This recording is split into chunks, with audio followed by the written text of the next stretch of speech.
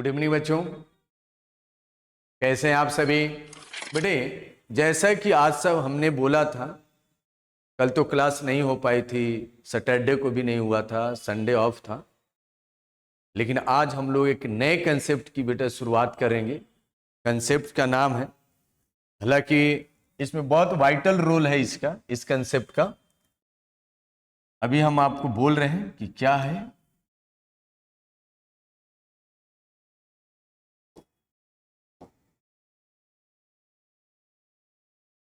Calls in arrear.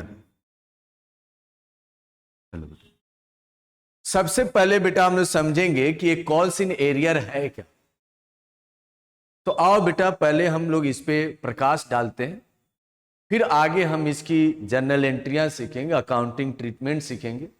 हमें घबराना नहीं है, हम ईच एंड एवरी कंसेप्ट को आपको एक्सप्लेन करके चलेंगे। बस आप कंसिस्टेंटली और कंटिन्यूअसली बेटा अपनी पढ़ाई को करते रहिए। जब कभी जहां कहीं भी आपको दिक्कत है आप हमको जरूर बोलिए, हम उस कंसेप्ट को आपको जरूर बताएंगे। हम कई बार बोल चुके हैं, बार बार बोल चुके हैं। तो बेटे कॉल्स इन एरियर का मतलब यह होता है कि जब भी कोई कंपनी अपने शेयर होल्डर से, तब तक आप क्या बन गए हो रहे थे, शेयर होल्डर से जब भी कोई कंपनी अगर वो डिमांड कर रही है, यानी या तो अलॉटमेंट मांगा हो, फर्स्ट कॉल मांगा हो, फाइनल कॉल मांगा हो, और मांगने के बाद ड्यू डेट पे अगर कोई शेयर होल्डर्स उसकी पेमेंट नहीं करता है, तो उस ड्यू अमाउंट जो शेयर होल्डर्स नहीं पे किया कंपनी को, उसी को बोला जाता है कॉल्स इन एरियर। बेटे फिर से मैं इसको एक बार बोलता हूं। मान लो कि XYZ एक कंपनी है, वो अपने शेयर होल्डर से सपोज वो मांगती है या तो अलॉटमेंट के पैसे, फर्स्ट कॉल के पैसे, मैं ऐसे ही लिख रहा हूं बेटा, या फाइनल कॉल के पैसे, कॉल के पैसे एज्यूम कर लो कि वो मांग रहा हो, और कंपनी का वो शेयर होल्डर जिससे मांगा उसने या तो अलॉटमेंट मांगा हो उसको नहीं दिया हो, फर्स्ट कॉल मांगा हो उसको नहीं दिया हो, फाइनल कॉल मांगा हो उसको नहीं दिया। तो जो अमाउंट नहीं पे किया शेयर होल्डर्स ने मांगने के बावजूद भी, तो उस ड्यू अमाउंट को ही बोला जाता है कॉल्स इन एरिया। बताओ बेटा क्या ये बात आप लोग समझ आया। बेटे पहले इससे हमें बताइए कि क्या ये बात आप समझ पा रहे हैं बच्चे। तो आइए बेटे, अब सवाल उठता है कि कॉल्स इन एरियर तो हम समझ गए कि जब कंपनी किसी शेयर होल्डर से अलॉटमेंट या कॉल्स मनी मांगे और वो शेयर होल्डर्स उस टाइम पे यानी ड्यू डेट पे पेमेंट ना करे, तो कंपनी इसको क्या मान लेती है बेटा, कॉल्स इन एरियर। लेकिन सवाल उठता है कि अकाउंटिंग में इस कॉल्स इन एरियर का ट्रीटमेंट क्या, सॉरी ट्रीटमेंट बोलिए, कोई दिक्कत नहीं है। पहले मैं बात कर रहा हूं बेटा जी ट्रीटमेंट, यानी इसकी जर्नल। चलो मैं काम कर लेता हूं, मैं बात कर लेता हूं कि दो बातें, यानी कॉल्स इन एरियर की अकाउंटिंग, ट्रीटमेंट भी बताएंगे, बैलेंस शीट में हम कहां शो करते, इसलिए आपको घबराने की जरूरत नहीं है। अगर कॉल्स इन एरियर आपको बेटा जी कंपनी का हो गया और कंपनी ने calls in arrear account open ही नहीं करी, यानी इसकी जर्नल एंट्री में दो सिचुएशन होता है।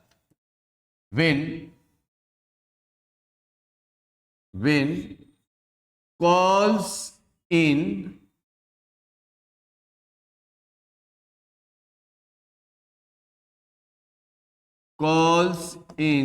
arrear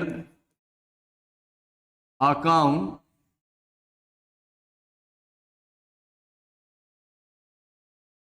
not opened, यहां वर्ड लगाएंगे when। कहां पे बेटा जी, when calls in arrear account not open, then हमारे यहां जर्नल एंट्री क्या होगा, ठीक है बेटा जी। और यहां पे हम लोग लिखेंगे when calls in arrear account open, then accounting यानी जर्नल एंट्री क्या पास होगा, जरा देखना। मैं आप सभी बच्चों से जो पढ़े, मैं उन सबसे सवाल करना चाहूंगा बच्चे, यहां पे क्या होगा when calls in arrear account में, यहां पे जर्नल एंट्री क्या होगा बेटा, यहां पे एंट्री होगा नो एंट्री, यानी बोला गया नो एंट्री, यानी यहां पे कोई जर्नल एंट्री पास नहीं होगा। और यहां पे एंट्री होगा, एंट्री कौन सा होगा जरा देखना बेटे। पहला entry for calls in arrear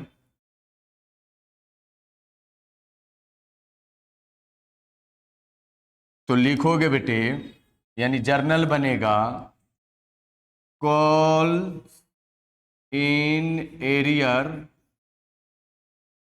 account debit to, मैं यहां पे अलॉटमेंट लिख देता हूं, आप घबराना नहीं, अलॉटमेंट अब्लिक calls account being due amount not receive.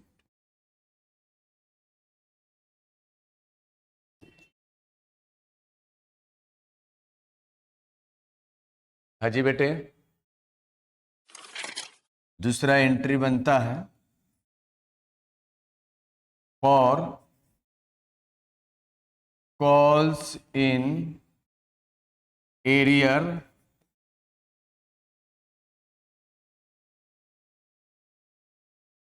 Amount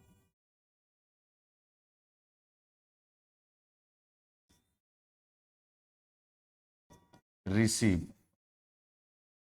और calls in arrear account amount received, तो एंट्री बनेगा बेटा, बस मैं तो बेटा जी bank account debit to dot dot dot dot dot dot account being arrear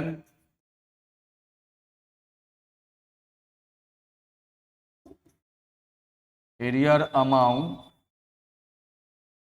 receive.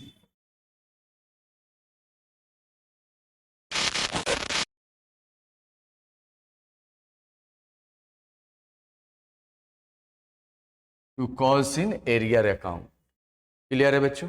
Yes. लेकिन मेरा एक सवाल है बच्चों आप सबसे, जिस तरह से आज आप जवाब दे रहे हो वो बेटा जी हमें थोड़ा भी पसंद नहीं है। जवाब पूरे आने चाहिए जब भी पूछा जाए उससे, क्लियर है बच्चों? यस।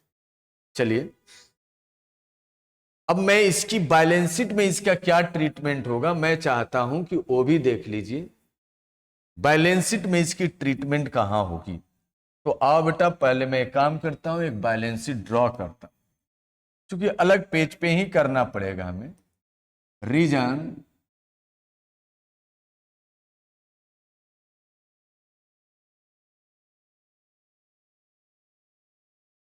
बहुत ज्यादा तो नहीं इसको बड़ा करना है, लेकिन बेटा जी आप लोग चाहें तो इसको इतना बड़ा कर सकते हैं, कोई दिक्कत नहीं है। मैंने यहां पे लिख दिया बैलेंस शीट,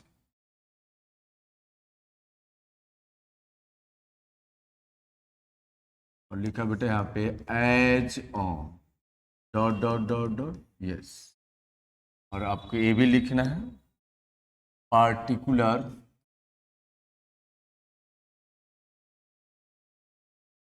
फिर यहाँ पे लिख दो बेटा जी नोट, और यहाँ पे लिख दो बेटा जी amount.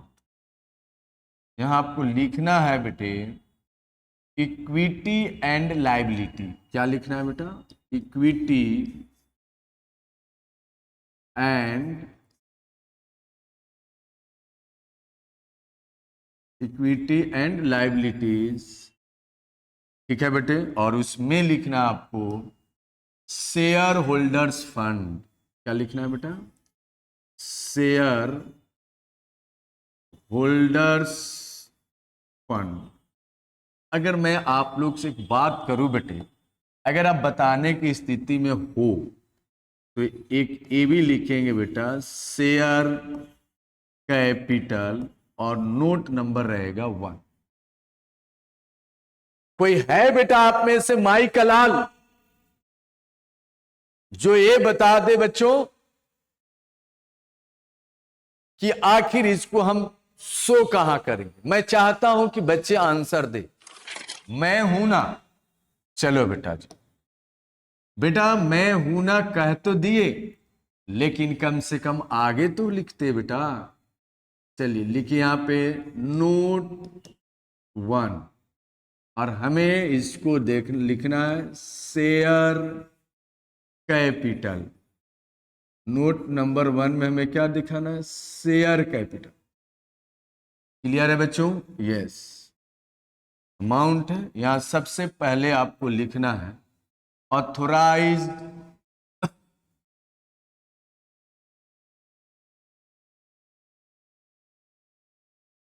Authorised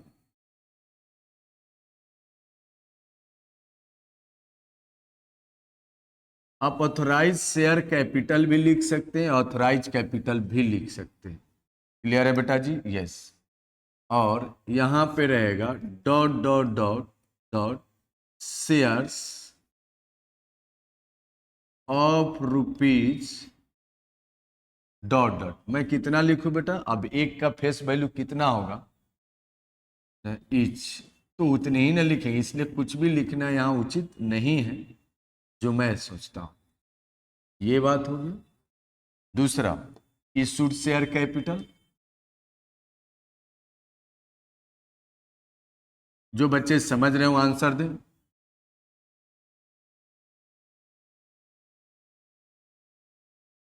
issued share capital, उसमें बेटा जी आपको लिखना है dot dot dot shares of rupees dot dot dot each. ये भी बेटा बैलेंस शीट में नहीं जाएगा। क्या यहां दिखाऊं? अब एक है बेटा जी subscribed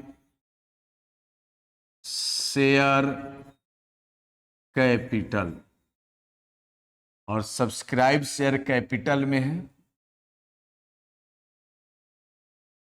subscribe but subscribe but fully paid up.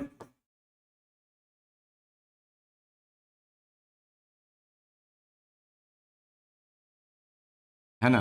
इसमें भी लिखना है बेटे dot dot dot shares of rupees dot dot dot etch. तो यहां तो बेटा जी रहेगा, अभी ये जाता है बैलेंस शीट में। दूसरा देखना बेटा जी सब्सक्राइब, ध्यान रखना बेटा,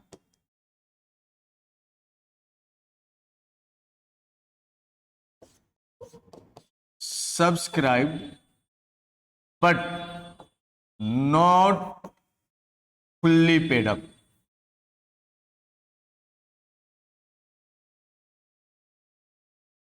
subscribe but not fully paid up, इसमें होगा, जरा ध्यान देना बेटे, जो मैं लिख रहा हूं यहां ध्यान देना। मैं तो कहता हूं बेटा आपको ध्यान देने ही चाहिए। Dot dot dot shares of rupees dot dot called up of rupees each, जो भी है यहां अमाउंट लिख दिए, और यहां जो मैं लिख रहा हूं वहां देखना बेटा जी लेस कॉल्स इन एरियर। और जो भी कॉस्ट इन एरियर होगा उसको यहां से आप माइनस करोगे तो जो आउटर में कॉलम में जाएगा यहां, और इन सब का टोटल, थोड़ा सा मैं ऊपर कर देता हूं, इन सब का टोटल ये जो है ये बैलेंस शीट में शो करे, और ये आएगा बेटा जी नोट नंबर 1 में। मेरा एक सवाल है कि कॉस्ट इन एरियर दिखा कहां? ये देखो बेटा, कॉस्ट इन एरियर को हम share subscribe but not fully paid में हम वहां पे ट्रीटमेंट करते हैं। चलिए आप लोग समझ गए बेटा। तो अब मेरी बात को सुनना, जब मैं आपको एक बार इसको एक्सप्लेन कर दे रहा हूं ताकि आपको दिक्कतें ना आए, बात समझ में आए, घबराने की जरूरत नहीं है। मैं चाहता हूं कि चीजें आप अच्छे से समझें। तो सुनना बेटा, एक बार सबको मैं समराइज कर देता हूं ताकि आपके माइंड में बातें फिट हो जाए। कॉस्ट इन एरियर का मतलब होता है कि जब भी कोई कंपनी अपने शेयर होल्डर से अलॉटमेंट के पैसे, फर्स्ट कॉल के पैसे या फाइनल कॉल के पैसे, या इनमें से सभी, या इनमें से कोई एक, या इनमें से कोई दो, अगर शेयर होल्डर से मांगती है और वो कोई भी शेयर होल्डर कारण चाहे जो भी रहे, ड्यू डेट पे उस अलॉटमेंट कॉल या फर्स्ट कॉल या फाइनल कॉल के पैसे पेमेंट ड्यू डेट पे नहीं करती है कंपनी को, तो कंपनी उसको क्या कहती है? Cost in arrear. अब इस कॉस्ट इन एरियर का अकाउंटिंग ट्रीटमेंट क्या होता है तो जरा ध्यान देना बेटा। अगर आप जर्नल एंट्री में, अगर आपने cost in arrear account open किया है तो उस केस में दो एंट्रियां बनेगी। एक कॉस्ट इन एरियर की एंट्री ओपन करने का, यानी कॉस्ट इन एरियर के लिए एंट्री, तो वहां एंट्री बनेगा cost in arrear account debit to respective call, यानी लिख सकते टू रेस्पेक्टिव कॉल का मतलब अलॉटमेंट, फर्स्ट कॉल या फाइनल कॉल, यानी लिखो bank account debit to allotment account और फर्स्ट कॉल अकाउंट और फाइनल कॉल अकाउंट। कोई दिक्कत? नो। और जब एक कॉस्ट इन एरियर का पैसा कंपनी को रिसीव होता है तो उस समय में कंपनी एंट्री डालती है bank account debit to cost in arrear account. ये दोनों एंट्रियां तब पास होती हैं जब cost in arrear account open किया गया। दूसरी तरफ अगर cost in arrear account open नहीं करते हैं तो आपको कॉस्ट इन एरियर के लिए अलग से कोई एंट्री पास करने की जरूरत नहीं है। बस इसका मतलब यह नहीं है कि एरियर की एंट्री ही नहीं पास हुआ, इनडायरेक्टली एरियर की एंट्री पास होती है। देखो बेटा, cost in arrear account open होगा तो भी उसका इंपैक्ट वही होगा, और cost in arrear account open नहीं होगा तो भी बेटा फाइनेंशियल स्टेटमेंट पे उसका इंपैक्ट सेम होगा। बट दोनों में अंतर, यानी एंट्री ओपन कर रहे हैं तो, और एंट्री अगर ओपन नहीं कर रहे हैं तो, दोनों में फर्क इतना हो जाता है कि जब हम कॉस्ट इन एरियर की अकाउंट ओपन कर लेते हैं तो एरियर वाला सारा पार्ट कहां ट्रांसफर हो जाता है? एक specific account cost in arrear account में। और जब हम cost in arrear account open नहीं करते हैं तो उस केस में भी एरियर का जो अमाउंट होता है वो बेटा जिस कॉल से रिलेटेड होता है वहीं पे रहता है, यानी अलग से उसकी कोई ट्रीटमेंट नहीं होती। बस बट फाइनेंशियल स्टेटमेंट में चाहे आपने cost in arrear account open किया है या आपने cost in arrear account open नहीं किया है, इससे फाइनेंशियल स्टेटमेंट पे कोई अलग से अंतर पड़ने वाला नहीं है। मतलब दोनों में ही एंट्री सेम ही होगा, यानी दोनों में एंट्री नहीं बोलो बेटे, दोनों की ट्रीटमेंट फाइनेंशियल स्टेटमेंट यानी बैलेंस शीट में नोट नंबर 1 में होगा, और वो भी शेयर कैपिटल के नोट्स में सब्सक्राइब शेयर कैपिटल के subscribe but not fully paid में हम वहां से उसको कॉस्ट इन एरियर को हम माइनस कर देते हैं और उसके बाद जो अमाउंट बचता है वो आउटर कॉलम में दिखाते हैं जो ए वाला है, और यही बेटा जी कहां से होता है, बैलेंस शीट में। कहां से होता है बेटा जी, बैलेंस शीट, यहां है। तो अगर आपसे कभी पूछा जाए कि कॉल्स इन एरियर अकाउंट को कहां शो करते हैं, तो आप सिंपल सा आंसर दीजिए, इसको हम बैलेंस शीट में शेयर कैपिटल के नोट टू अकाउंट्स में subscribe but not fully paid से हम लेस करके शो करते हैं, बस। अब हमें ये बताइए बेटा जी, क्या आपको ये बात समझ आया आप सबको? उम्मीद करते, और ये अमाउंट जो है ना, यही अमाउंट आता है बेटा, यहां पे दिखता है, कोई बात नहीं। उम्मीद है कि बेटा आप सबने इसको समझा होगा। लेकिन मैं एक बात कहूं बेटे, मैंने बोला कि अगर इस बात को आपने ईमानदारी से सुना होगा तो बात आपको जरूर समझ आया होगा। चलो बेटा जी, एक बार बच्चा कह रहा है तो इसको रिपीट कर देते हैं, घबराइए नहीं।